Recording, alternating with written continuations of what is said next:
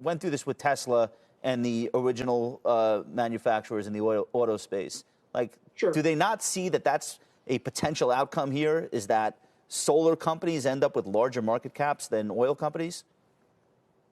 Well, I mean, as I think it was Yogi Berra said, predictions are hard, especially about the future. Sure. But if you look at, what the market really likes overall is growth, right? Growth right. creates opportunities, growth creates potential. And I think the issue right now on the macro front for oil and gas is an assumption that there won't be much growth, and there's actually a fear of contraction.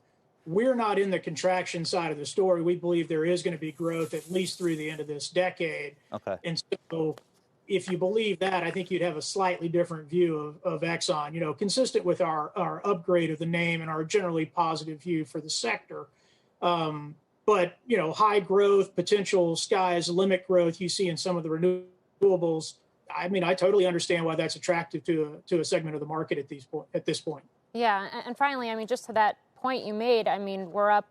Best performing over the last 3 months sector in the S&P is energy. It's still up 38% despite it being a down day for the oil and gas and energy stocks more broadly. I am curious, if there was one name you like the best, what is it right now?